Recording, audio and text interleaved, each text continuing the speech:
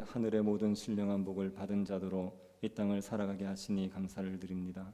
우리에게 없는 것들, 우리에게 부족한 것들, 거기에 우리의 마음이 빼앗기지 않게 하여 주시고 이미 우리에게 허락하여 주신 하늘의 풍성한 복도를 바라보며 기쁨으로 하나님을 섬길 수 있도록 은혜 베풀어 주옵소서. 주를 사랑하는 거룩한 마음들 우리에게 허락하여 주셔서 매일의 삶들 속에 말씀에 순종하고 주의 뜻을 이루는 백성으로 살아갈 수 있도록 은혜 베풀어 주옵소서. 걸어가신 예수님 이름으로 기도드립니다. 아멘. 찬송가 445장 부르시고 이광희 집사님 예를 위해서 기도하시겠습니다.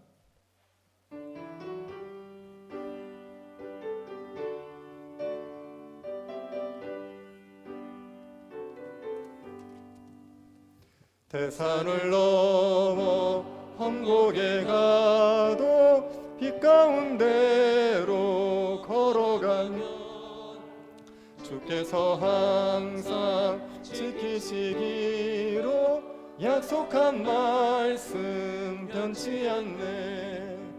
하늘의 영광 하늘의 영광 나의 맘속에 차고도 넘쳐 할렐루야를 힘차게 불러 영원히 주를 찬양하리.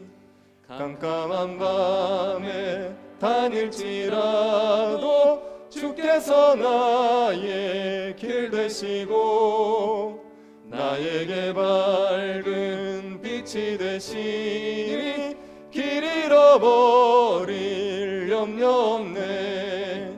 하늘의 영광 하늘의 영광 나의 맘속에 차고도 넘쳐 할렐루야를 힘차게 불러 영원히 주를 찬양하리.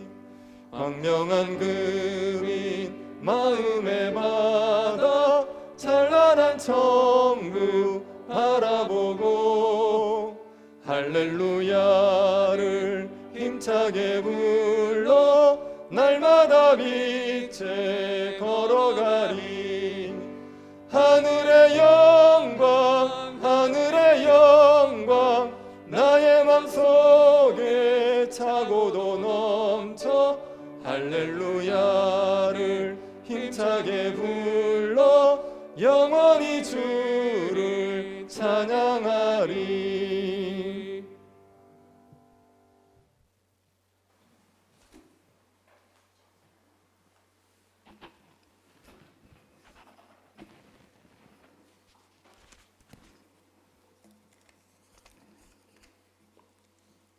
나의 반석이시요 우리의 구원자이신 하나님, 모든 지각에 뛰어난 하나님의 평강이 그리스도 예수 안에서 우리의 믿음과 생각을 지키심을 믿고 감사와 영광을 올려드립니다.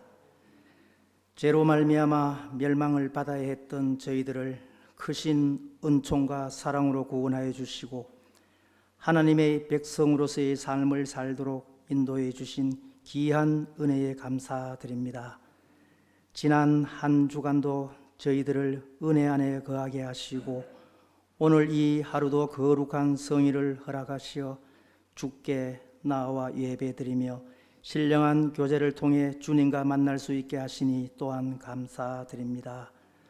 무엇보다 십자가만을 자랑하는 물된 동상 같은 문화교회를 지금까지 반석 위에 세워주시고 충성된 믿음의 선배들이 흘리신 눈물의 기도와 헌신이 하나님의 큰 축복으로 이어져 천하에는 범사의 때가 있다는 말씀에 따라 저희들에게 새로운 예배당 건축을 허락해 주셨사오니 그 거룩한 사역에 헌신하며 하나 되는 문화의 가족이 되게 하옵소서. 앞으로의 일들이 힘들게 끝나지 않도록 사람을 통해 하나님의 일을 이루어 나가시는 하나님께서 우리 교회가 처한 모든 문제들을 주께서 주도적으로 인도하시사 순적하게 하옵시고 이 모든 일에 서로 건면하고 수고하는 이들을 응원하고 늘 기도하는 중에 아름다운 교회를 세워나가는 공동체가 되게 하옵소서. 이 시간 사랑하는 목사님 성령께서 능력의 장중에 붙들어 주시며 엘리야에게 주셨던 영역을 배나 더하여 진리와 생명의 말씀을 듣게 하시어 성령 충만한 예배가 되게 하옵소서.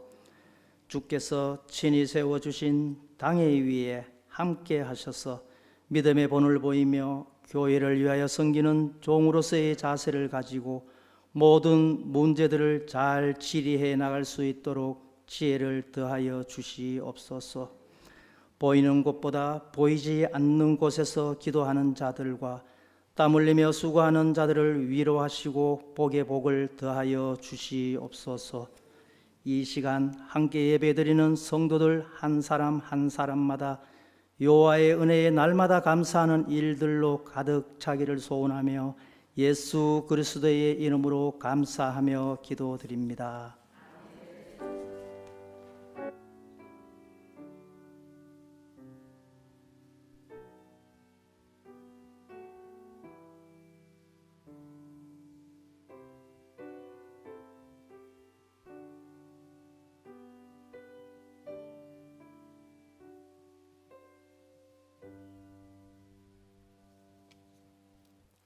말씀을 보겠습니다. 잠언 4장 10절부터 27절 말씀입니다. 잠언 4장 10절부터 27절 말씀입니다. 찾으셔서 한 절씩 교도하도록 하겠습니다. 찾으셨으면 교도하겠습니다. 내 아들아 들으라, 내 말을 받으라. 그리하면 내 생명의 해가 길리라.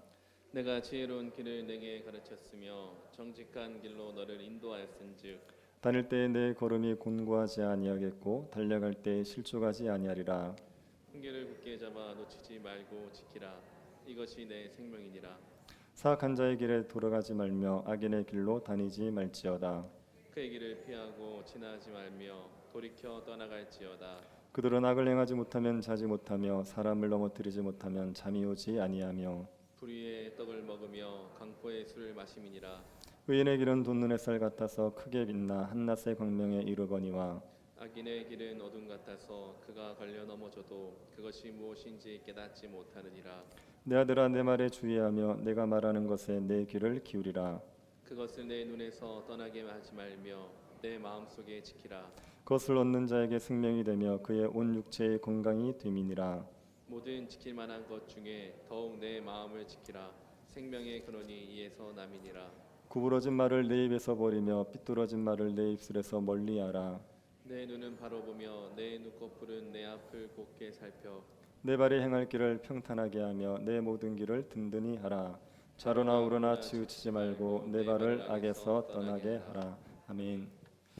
미국 사람들이 가장 사랑하는 시로 알려진 로버트 프로스트의 가지 않은 길이라는 시가 있습니다. 시의 내용이 이렇습니다. 노란 숲 속에 두 갈래 길나 있어. 나는 둘 다 가지 못하고 하나의 길만 걷는 것 아쉬워 숲을 속으로 굽어 사라지는 길 하나 멀리 멀리 한참 서서 바라보았지. 그러고선 똑같이 아름답지만 풀이 우거지고 인적이 없어 아마도 더 끌렸던 다른 길 택했지. 물론 인적으로 치자면 지나간 발길들로 두 길은 정말 거의 같게 다져져 있었고 사람들이 시꺼멓게 밟지 않은 나뭇잎들이 그날 아침 두 길 모두를 한결같이 덮고 있긴 했지만 나는 한 길을 또 다른 날을 위해 남겨두었네. 하지만 길은 길로 이어지는 걸 알기에 내가 다시 오리라 믿지는 않았지. 지금부터 오래오래 후 어디에선가 나는 한숨 지으며 이렇게 말하겠지. 숲속에 두 갈래 길이나 있었다고. 그리고 나는 사람들이 덜 지나간 길 택하였고 그로 인해 모든 것이 달라졌노라고. 이 시는 인생의 두 갈래 길을 선택해야 되는 사람의 마음을 잘 표현해 주고 있습니다. 한 길을 선택하면 다른 길을 선택할 수가 없습니다. 어떤 길을 선택하느냐에 따라서 모든 것이 다 달라지는 겁니다. 그러니 갈림길 앞에서 많은 고민을 하는 모습을 우리에게 보여주고 있습니다. 그런데 우리가 어떤 선택을 해야 될 때 두 갈래 길에서 선택하는 경우는 거의 없지요. 우리가 선택을 하려 그러면 무수히 많은 길들이 우리에게 있습니다. 고은 최지원 씨가 쓴 시 중에 웃으며 문 앞에 한 줄기 길 가리켰는데 산자락 나서자 청갈래길이 되누나 이런 구절이 있습니다. 웃으면서 문 앞에 한 길을 가르쳤습니다. 그런데 그 길을 따라 나갔더니만 천갈래길로 갈라지더라는 거죠. 인생이 그렇습니다. 한 길 같아 보이는데 들어가면 수천 길이 있죠.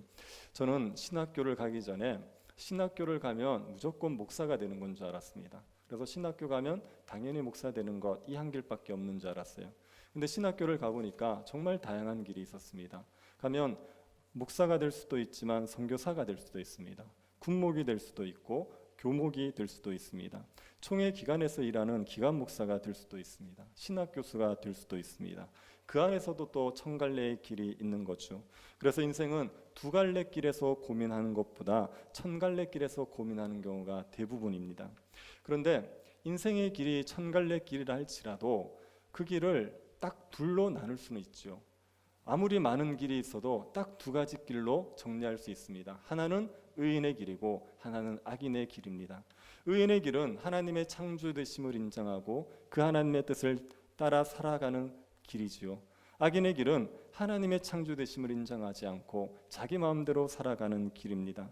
사람은 의인의 길을 걷든지 악인의 길을 걷든지 둘 중에 하나를 걷게 되어 있습니다. 그리고 어떤 길을 선택하느냐에 따라서 모든 것이 다 달라지기 마련입니다. 오늘 본문은 지혜자가 자기 아들에게 악인의 길을 선택하지 말고 의인의 길을 따라라, 의인의 길을 걸어가라 그렇게 이야기하는 본문입니다. 우리가 지난주에 지혜자의 집에서 대대로 내려오는 가훈을 살펴봤죠. 지혜자의 집에서 대대로 가르쳐주는 교훈, 그게 무엇이었습니까? 지혜가 제일이니 지혜를 얻으라. 그게 교훈이었습니다. 그래서 지혜를 얻은 사람들, 지혜를 얻었다면 그러면 악인의 길로 가지 말고 의인의 길을 걸어가라. 그 이야기를 오늘 본문에서 하고 있습니다. 10절부터 13절은 의인의 길을 걸어가라는 이야기를 하고 있습니다. 10절을 다시 한번 보십시오. 내 아들아 들으라, 내 말을 받으라. 그리하면 내 생명의 해가 길리라. 지혜자가 아들에게 들으라고 말합니다. 아버지의 말을 들으라. 그리고 아버지의 말을 받으라 이렇게 얘기하죠. 아버지의 말을 듣고 순종하라는 겁니다. 그러면 내 생명의 해가 깁니다. 장수를 하고 평강을 누립니다. 장수를 하고 부귀를 누리게 됩니다. 아버지의 말에 순종하면 평강과 부귀를 오랫도록 누리며 산다고 말하는 겁니다. 지혜자가 아들에게 순종하라고 하는 말은 무엇입니까? 11절입니다.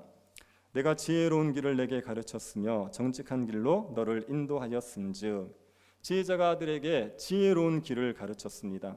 어떻게 사는 게 하나님의 뜻에 합당한 길인지를 가르쳤습니다. 그리고 정직한 길로 인도해 주었죠.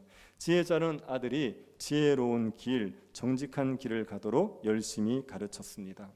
여러분, 지혜의 길은 사람에게 가르침을 받아야지 알 수 있습니다. 혼자 지혜의 길을 아무리 연구해도 지혜의 길은 알 수가 없습니다. 지혜의 길은 누군가에게 배워야 됩니다. 지혜의 길이라는 것은 하나님의 뜻을 따라 살아가는 길이에요. 그런데 인간이 자기 지혜로 하나님의 뜻을 아느냐? 아무리 연구해도 인간은 자기 지혜로 하나님의 뜻을 알 수가 없습니다.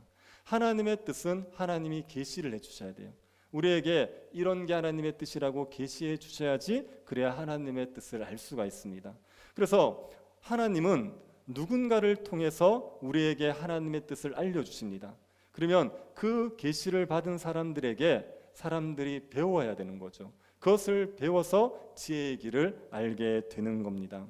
이 아들에게 아버지는 지혜의 길을 가르쳐 주는 거예요.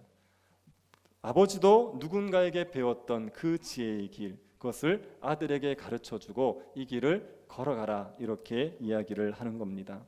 여러분이 지혜의 길을 깨달으셨다면 아들들에게 가르치셔야 됩니다. 가르치는 일이 쉽지 않지만 반드시 다 아들들에게 이걸 가르쳐 주셔야지 아들들이 이 지혜의 길을 알 수 있게 되어 있습니다. 아들에게 부지런히 가르쳐 주면 아들이 지혜의 길을 걸으면서 큰 유익을 누리게 됩니다. 지혜의 길을 걸으면 어떤 유익이 있습니까? 12절을 보십시오. 다닐 때에 내 걸음이 공고하지 아니하겠고 달려갈 때에 실족하지 아니하리라. 지혜의 길을 걸어가면 걸음이 곤고하지 않습니다. 곤고하다는 말은 삶이 힘겹다는 말입니다. 삶이 너무 버겁다는 말입니다. 마음에 평안이 없고 불안이 가득한 상태. 그래서 매일매일 그냥 하루하루를 버텨내는 그런 삶을 가리켜서 곤고하다 이렇게 얘기합니다. 지혜의 길을 걸어가면 걸음이 곤고하지 않습니다. 지혜의 길을 걸어가면 평지만 걸어가는 것은 결코 아니지요. 지혜의 길을 걸어도 험한 길이 있긴 합니다. 하지만 하나님께서 주시는 힘이 있습니다. 독수리의 날개처럼 같은 새 힘이 일어나게 되어 있습니다. 그래서 지혜의 길을 걸어가면 곤고하지 않는 삶을 살아갈 수 있습니다.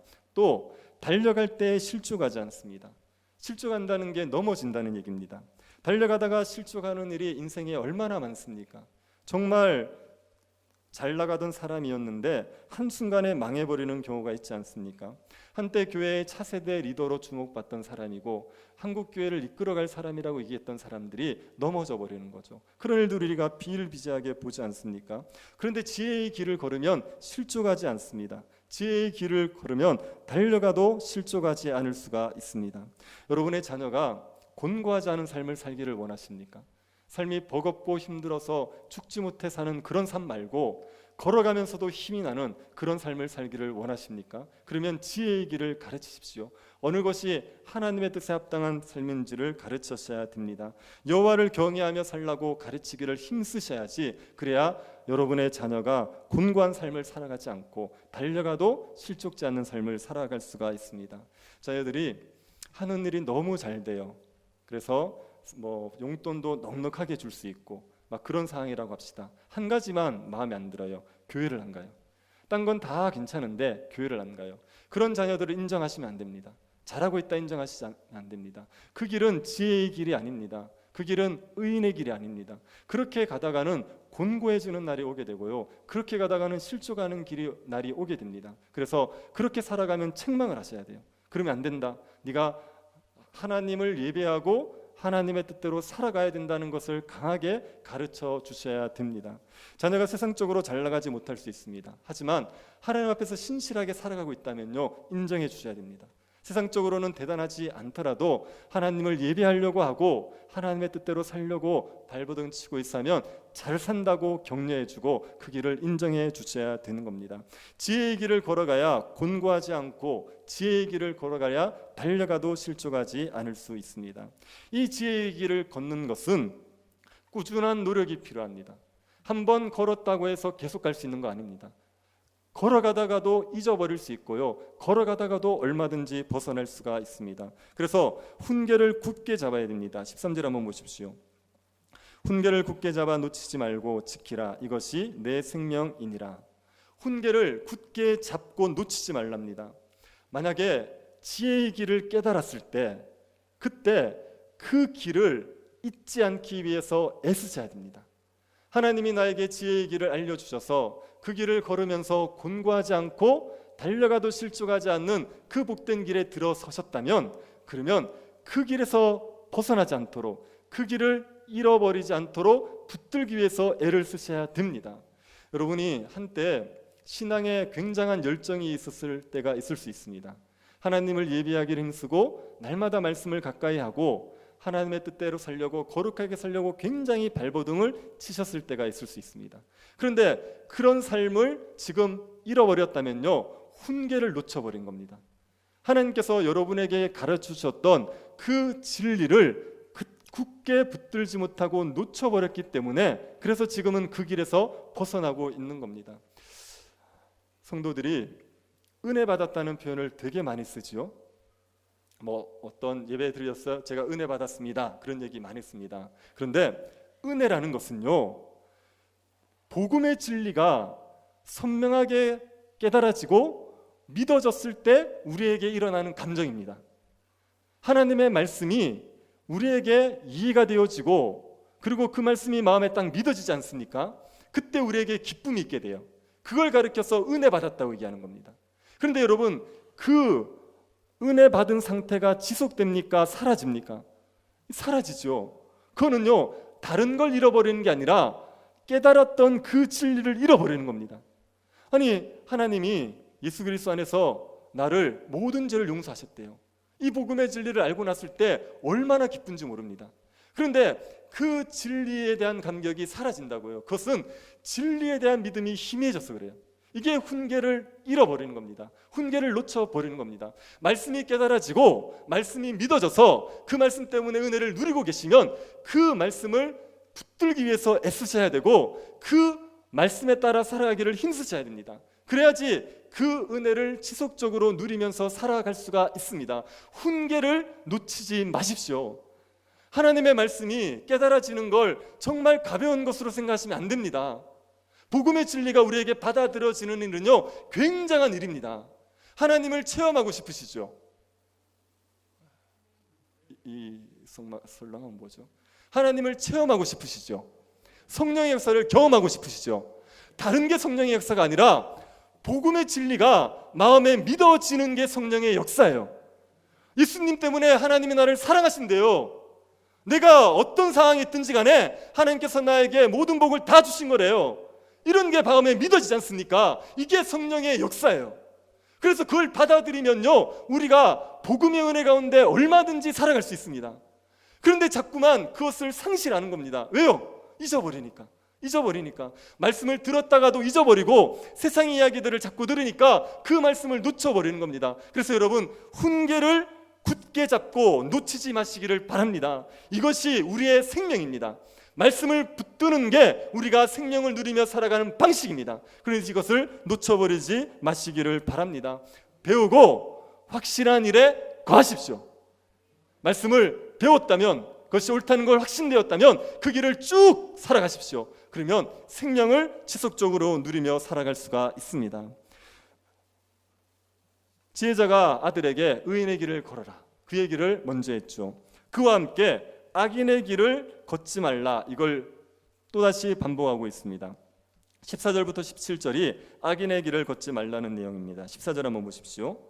사악한 자의 길에 들어가지 말며 악인의 길로 다니지 말지어다.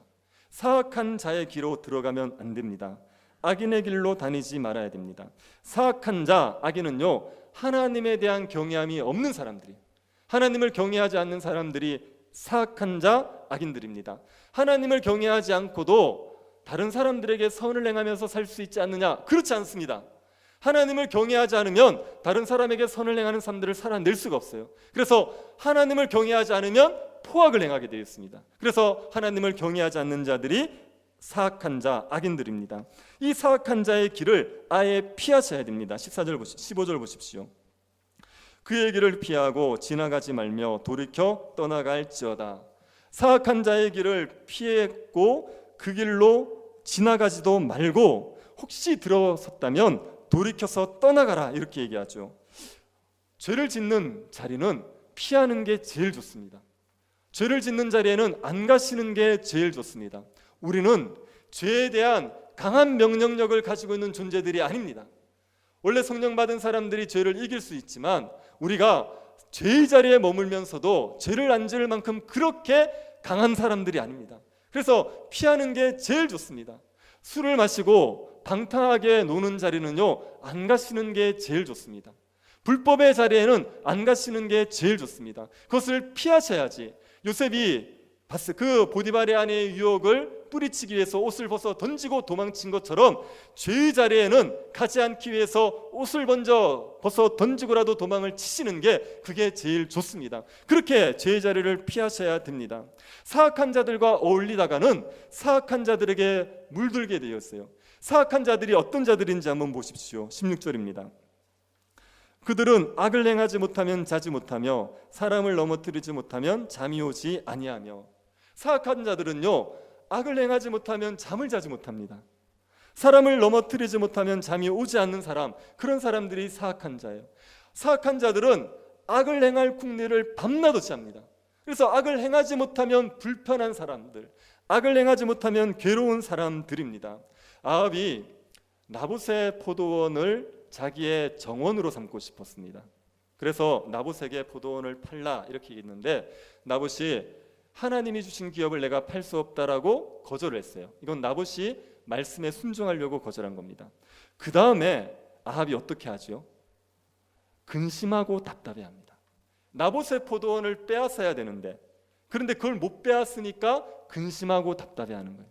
악을 못 행하니까 자지를 못하는 거예요. 이게 사악한 자들입니다. 다윗의 큰아들 암논이 자기의 이복 여동생에게 음욕을 품어요. 품지 말아야 될 음욕을 품었습니다. 그런데 마음대로 못하거든요. 그래서 그 암논이 어떻게 됩니까? 상사병이 나버렸어요. 자기의 음욕을 못 푸니까. 그러니까 악한 자들은요, 악을 행하고자 하는 마음이 가득해서 악을 행하지 못하면 불편한 거예요. 여러분, 신자들은 악을 행하지 못할 때 불편합니까? 선을 못할 때가 불편합니까? 선을 행하지 못하면 불편하죠. 우리는 누가 어려운데 못 도와주면 그때 마음이 괴로운 거예요. 우리는 내가 마땅히 해야 될 일인데, 선을 행할 수 있는 일인데 그걸 못하게 되면 그때 마음이 괴로워요. 그래서 잠이 안 오는 겁니다. 그런데 악한 자들은요, 악을 안 행하면 잠을 못 자는 거예요. 얼마나 악에 깊이 물들어 있습니까? 제가 얼마 전에 뉴스를 보니까 등산을 갔던 50대를 그냥 무참히 칼로 찔러 죽인 20대가 있었어요. 근데 이 20대가 어릴 때부터 자기는 크면 꿈이 뭐냐? 연쇄살인, 연속살인, 이게 꿈인 거예요. 사람을 한 100명 정도 죽여야지 되겠다는 목표를 가졌어요. 그래서 밤낮 그것을 고민하고 그것을 이루고 싶어서 계속 계획했다가 실제로 사람을 아무 이유 없이 죽였습니다. 이런 사람들은 완전히 악에 물들어 버린 사람들입니다. 악을 행하지 못하면 자지를 못하는 거죠. 악을 행하지 못하면, 악을 행하는 게 이들에게는 불의의 떡을 먹고 강포의 술을 마시는 게 그들의 양식입니다. 악을 행할 때 기쁨을 누려요. 악을 행하면서 술을 마시는 것처럼 즐거움을 누리는 겁니다. 의인들은 악을 행하면 괴로워요. 악을 행하면 마음이 불편해요. 그런데 사악한 자들은 그렇지 않습니다. 악을 행하면 기쁘고 악을 행하지 못하면 괴로운 거예요. 이런 사악한 자들과 함께 어울렸다가 그들에게 물들어 버리는 겁니다. 그래서 악을 행하지 않으면 못 사는 그런 존재가 되어질 수가 있죠. 그래서 피하셔야 됩니다. 사악한 자들은 피하셔야 됩니다. 제가 청년들 또 애들 가르칠 때마다 얘기했던 건데요, 신자는 세상에서 세상을 동화시켜야 될, 세상을 변혁시켜야 될 책임이 있습니다. 무슨 말이냐면, 악한 세상에서 신자는 그냥 회피하고 도망만 치는 게 아니라 악한 세상에 들어가서 세상을 바꿔버려야 돼요. 그래서 예를 들면 이런 겁니다. 회사가 모이면 맨날 술을 먹어요. 그러면 신자의 입장에서 술자리에 안 가면 피할 수 있죠. 요 자세보다는 어느 게 제일 좋냐면, 그 술을 먹는, 회식 때 술을 먹는 문화를 갖다가 차를 마시는 건전한 문화로 바꿔버리면 제일 좋습니다. 이게 변혁의 방법이에요. 그래서 신자는 세상 가운데서 변혁의 방법을 써야 됩니다. 하지만 어릴 때는 피하셔야 돼요. 아직 신앙이 어린데, 그런데 함부로 세상을 바꾸겠다고 달려들면, 그러면 세상을 바꾸는 게 아니라 세상의 동화가 되어버립니다. 중고등학생 때 은혜를 충만하게 받은 애들이요, 가끔 보면 자기들이 불량 청소년들을 교화시키겠다, 그래가지고 불량 청소년들과 같이 어울려요. 그들 술 마시는데 따라가가지고 같이 막 이렇게 친구가 되어주고 막 그래요. 그런데 중고등학생들이 은혜를 받아서 말씀을 알면 얼마나 알겠습니까? 그러니까 이제 같이 가서 불량 청소년을 교화시키겠다고 하다가 같이 불량 청소년이 돼버리는 거예요. 그래서요, 신앙이 어릴 때는 분리를 하셔야 돼요.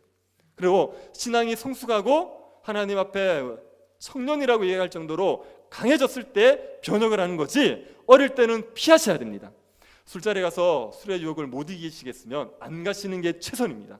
그게 우리가 악인의 길에 들어서지 않을 수 있는 방법입니다. 의인의 길을 걷는 것과 악인의 길을 걷는 건 완전히 다른 결과를 가져옵니다. 18, 19절 보십시오. 의인의 길은 돋는 햇살 같아서 크게 빛나 한낮의 광명에 이르거니와 악인의 길은 어둠 같아서 그가 걸려 넘어져도 그것이 무엇인지 깨닫지 못하느니라. 의인의 길은 돋는 햇살 같아요. 의인의 길은 돋는 햇살 같다는 얘기는, 햇살이 돋으면 처음에는 해가 떠오른다고 생각해 보십시오. 처음에는 빛이 약하지요. 그런데 점점 지나면 빛이 강해지지 않습니까? 대낮이 되면 강렬한 빛이 비춰지게 되는 거예요. 온 땅의 어두움을 다 몰아내버리는 의인의 삶이 그립습니다. 의인의 길을 걸어가면 처음에는 빛이 약해요. 하지만 그 길을 묵묵히 걸어가 보십시오. 그러면 어둠을 몰아낼 정도로 강력한 빛이 되어서 사람들을 빛 가운데로 인도할 수 있는 그런 사람이 되는 법입니다. 손양호 목사님을 생각해 보십시오. 손양호 목사님은 정말 정오의 해 같은 존재 아닙니까? 그분의 삶을 들으면 누가 기독교를 함부로 얘기할 수 있겠어요? 그분의 삶을 들으면 누가 그렇게 사는 삶을 존경하지 않을 수 있겠습니까? 그런데 손양호 목사님의 삶이 하루아침에 그렇게 됐냐고요. 그냥 하루아침에 자기 아들 죽인 공산당 청년을 용서해주는 한 번으로 빛나는 해 같은 존재가 되었겠습니까? 그렇지 않습니다. 처음에 신학교 들어가서 목회 한 수 받고 사역할 때부터 나한자촌에 들어갔다니까요. 그때부터 정말 의의 길을 걸어간 거예요. 어릴 때부터 의의 길을 걸어가면서 꾸준히 그렇게 살아간 거죠. 그래서 정오의 해와 같이 빛나는 존재가 될 수 있었던 겁니다. 하루 이틀 산다고 해서 돈눈해처럼 되는 거 아닙니다. 의의 길을 묵묵히 걸어가시면 그러면 돈눈해 같은 존재가 되는 겁니다. 여러분의 가정에 혹시 여러분 혼자 신앙생활 하십니까? 가족들이 안 믿어요? 그럴 경우 가정의 어두움을 몰아내기 위해서 여러분이 할 수 있는 최고의 길은요, 의인의 길을 걸어가시는 겁니다. 묵묵히 의인의 길을 걸어가시면, 그래서 여러분이 돈눈해처럼 되어지면, 여러분을 통해서 하나님의 선하심이 나타나기 시작하면, 그러면 가족들이 하나님을 인정하는 날이 오게 되어 있어요. 여러분이 불의의 길을 걸어가면, 그러면 그 돈눈해와 같은 햇살을 비춰낼 수 없지만 의인의 길을 묵묵히 걸어가기만 하면 시간이 지날수록 돈눈해와 같이 빛을 비추는 존재가 되는 겁니다. 여러분이 의인의 길을 걸으셔서 돋는 햇볕 같은 존재가 되실 수 있기를 축복합니다. 그런 귀한 존재들이 될 수 있기를 바랍니다. 악인의 길을 걸어가면 어떻게 됩니까? 악인의 길은 어둠 같아서 그가 걸려 넘어져도 그것이 무엇인지 깨닫지 못하느니라.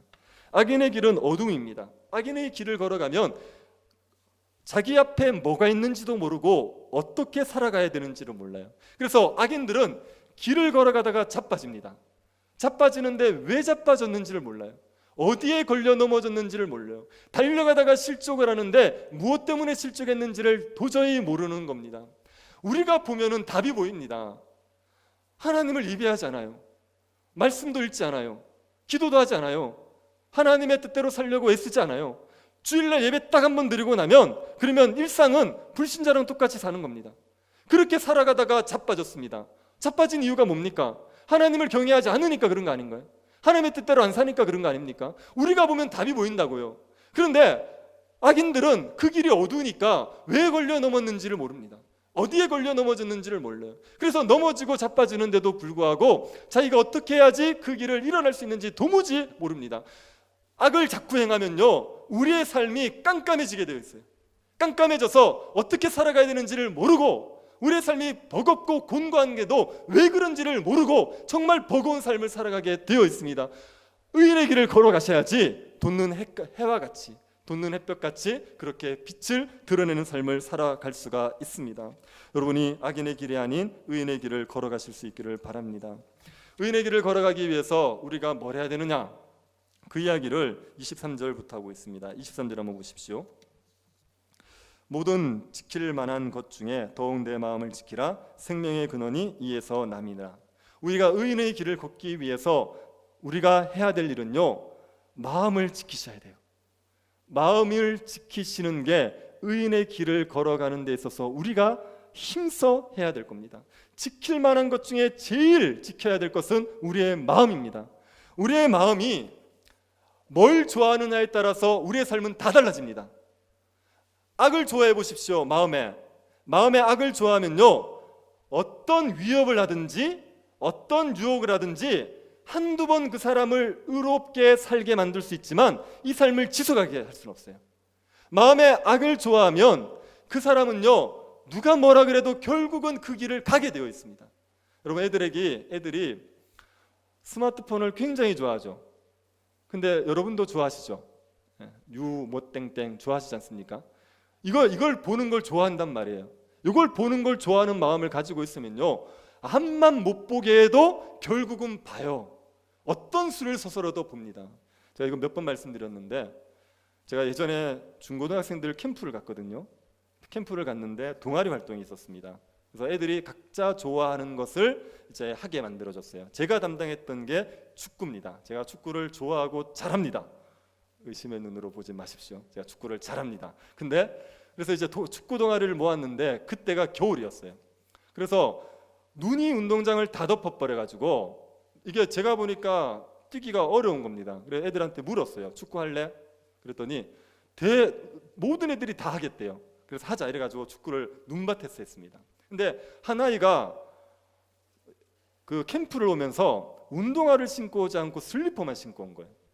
그래서 걔가 왔는데 걔도 축구를 하겠대요. 근데 슬리퍼 신고 어떻게 축구합니까?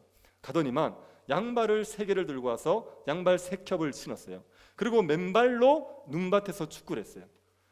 걔가 누가 하라 그러면 그걸 하겠습니까? 아니면 지가 하고 싶잖아요. 축구하고 싶으니까 눈밭에서 맨발로 양발 3개 신고도 뛰더라고요. 마음에서 내가 뭘 좋아하느냐에 따라서 행동이 다 달라지게 되어 있습니다. 우리의 마음에서 악을 좋아하면요, 누가 뭐라 그래도 악을 행해요. 우리의 마음이 선을 좋아하지 않습니까? 누가 뭐라 그래도 선을 행하게 되어 있습니다. 아니, 예배 드리는 게 좋으면요, 누가 뭐라 그래도 코로나가 어떻고 그렇게 해도 예배를 오는 거예요. 근데 이게 싫어 보십시오. 그러면 누가 뭐라고 해도 못 옵니다. 그래서 무엇을 지키셔야 되냐면 마음을 지키셔야 돼요. 의를 행하고 싶은 마음이 있으십니까? 이걸 잃어버리시면 안 됩니다. 말씀대로 살고 싶은 마음이라는 것은 하나님의 은혜를 받았을 때 누리는 거예요. 이건 우리의 본성과 안 맞거든요. 그래서 하나님께서 은혜를 주셔야지 의를 행하고 싶은 마음을 가집니다. 그래서 그런 마음이 생겼으면 그걸 잃어버리시면 안 돼요. 그걸 지켜내셔야 됩니다. 무릇 지킬 만한 것 중에 마음을 지키기를 힘쓰십시오. 의를 행하고 싶은 그 마음의 소원들을 잃어버리지 않고 지키기를 애쓰셔야 됩니다. 제가 코로나 때문에 교회를 못 오시는 분들 보면서 제일 우려가 되는 게 뭐냐면요, 예배를 빼앗길 수 있습니다. 이게요, 예배가 내가 예배를 드리고 싶다고 해서 마음대로 드려질 수 있는 거 아닙니다. 만약에 여러분 속에 예배 드리고 싶은 마음이 사라져 보십시오. 그러면 예배 드리시겠습니까? 안 됩니다. 이거는 오고 싶다고 해서 되는 문제가 아니라고요.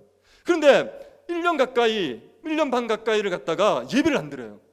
그러고 나면 예배를 드리고 싶은 마음이 죽어버립니다. 그게 사라져버려요. 예배를 안 드리면 처음엔 뭔 대단한 일이 날 것 같죠. 막상 살아보십시오. 뭔 대단한 일이 나는지. 그렇지 않거든요. 안 가면 편해요. 그게 길들어져 버리면 하나님 앞에 예배 드리고 싶은 마음 자체가 죽어버립니다. 그러면 다시 예배를 해가는 게 얼마나 어려운지 모릅니다. 그게 잘 안 됩니다. 우리의 마음이 우리의 마음대로 됩니까? 그래서 여러분, 마음을 지키셔야 돼요. 의를 행하고 싶은 마음이 있을 때 그때 마음을 지키기를 애쓰셔야지, 그래야지 이 의의 길을 꾸준히 걸어갈 수가 있습니다. 그래서 마음을 지키십시오. 이 은혜들을 빼앗기지 마시기 바랍니다. 그리고 마음을 지키기 위해서 우리가 뭘 해야 되느냐? 하나님의 말씀에 주의해야 됩니다. 20절 21절 보십시오. 내 아들아, 내 말에 주의하며 내가 말하는 것에 내 귀를 기울이라. 그것을 내 눈에서 떠나게 하지 말며 내 마음속에 지키라. 지혜자가 아들에게 마음을 지켜라 이렇게 얘기했습니다. 그 다음에 마음을 지키는 방식으로 가르쳐 준 게 내 말을 주의하고 말하는 것을 귀를 기울이라 이거예요. 그래서 말씀을 주의해서 듣고 말씀에 귀를 기울이는 게 우리의 마음을 지키는 가장 좋은 방법입니다. 내가 마음을 굳게 지켜야지 이러고 있을 게 아니라 하나님의 말씀을 가까이 하시면 됩니다. 하나님의 말씀을 자꾸만 묵상하시면 됩니다. 그러면 우리의 마음은 말씀이 지켜주는 겁니다. 말씀을 안 보는데 마음을 지키는 방법은 없어요. 여러분이 몇 주만 성경을 안 봐보십시오. 말씀을 듣지도 않고 몇 주만 성경을 안 보면요, 그러면 의롭게 살고 싶은 마음들이 사라지게 되어 있습니다. 죽어지게 되어 있습니다. 꾸준히 말씀을 보셔야 됩니다. 하나님의 말씀을 가까이 하셔야지 우리 속에 악한 생각들이 자라지 못하고 의를 행하고 싶은 열망들이 지속될 수가 있습니다. 하나님의 말씀을 보지 않는데 그런데도 마음을 지키고 살아갈 수 있는 사람은 아무도 없어요. 여러분이 지금 말씀을 보셔야 됩니다. 예전에 말씀을 많이 봤다 아무 상관없어요. 예전에 하루에 10시간씩 성경 맞습니까? 지금 여러분이 말씀 안 보면 예전에 본 말씀으로 마음을 지키는 거 아닙니다.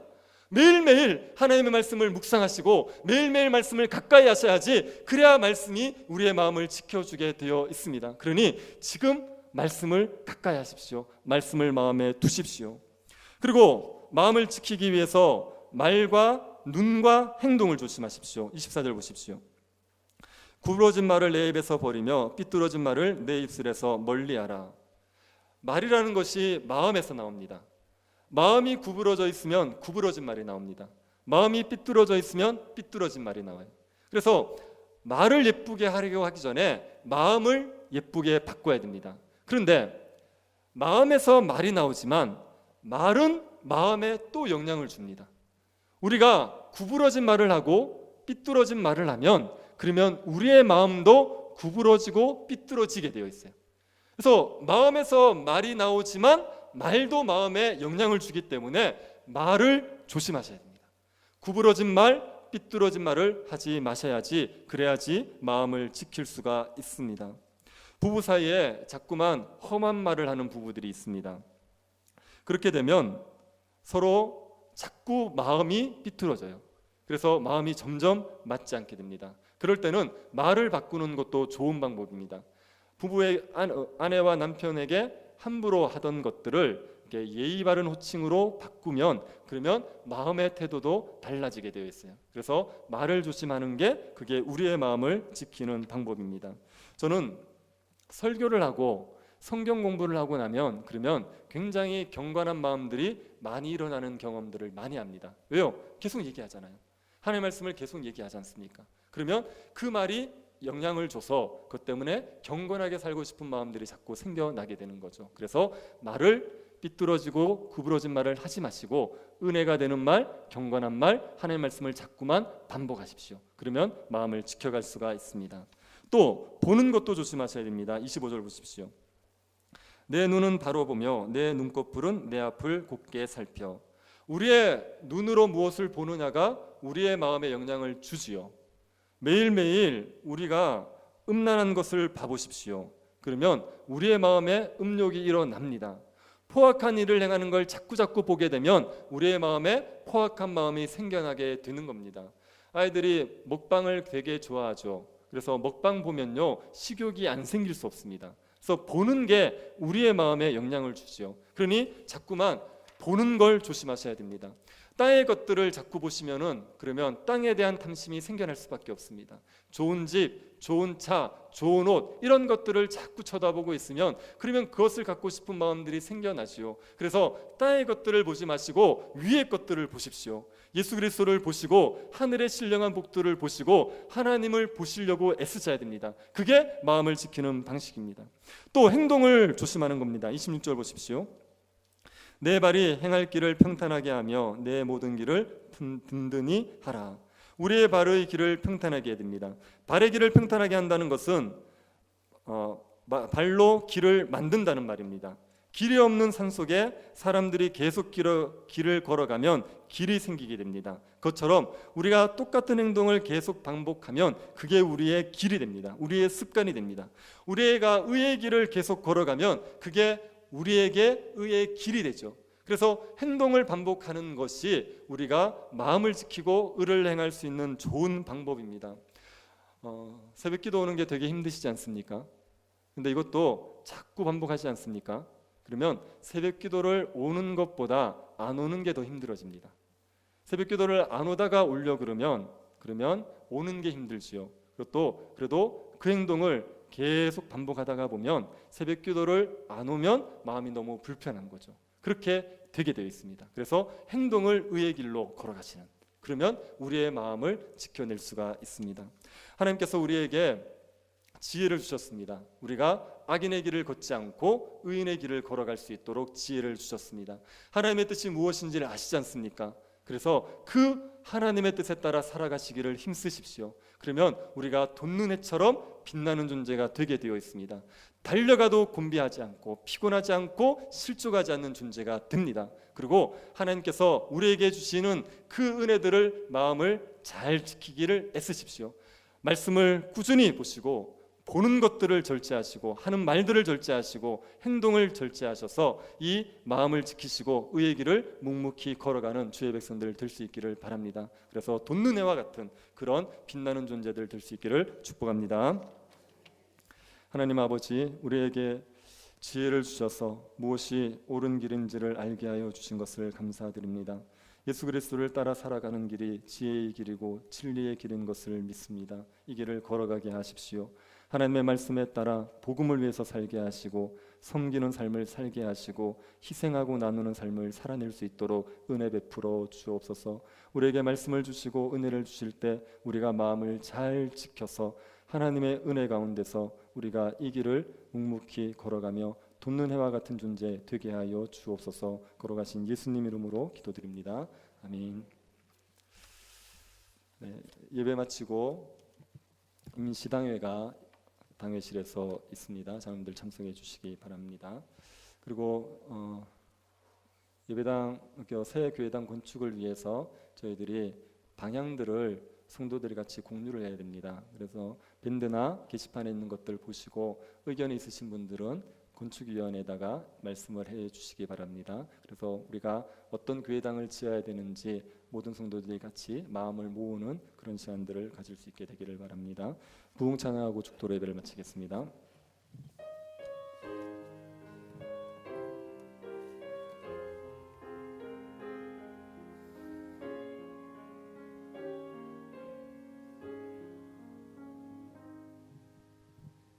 이 땅의 황무함을 보소서. 하늘의 하나님 긍휼을 베푸시는 주여, 우리의 죄악 용서하소서. 이 땅 고쳐 주소서. 이제 우리 모두 하나 되어 이 땅에 무너진 기초를 다시 쌓을 때 우리의 우상들을 태우시 성령의 불 임하소서. 부흥의 불길 타오르게 하소서. 진리의 말씀 이 땅 새롭게 하소서. 은혜의 강물 흐르게 하소서. 성령의 혈아 이제 불어와 오 주의 영광 가득한 새날 주소서. 오 주님 나라 이 땅에 임하소서. 지금은 우리 주 예수 그리스도의 은혜와 하나님의 사랑과 성령의 교통 위로하심이 사랑하는 주의 백성들의 머리 위에 지금으로부터 영원토록 함께 있을지어다. 아멘.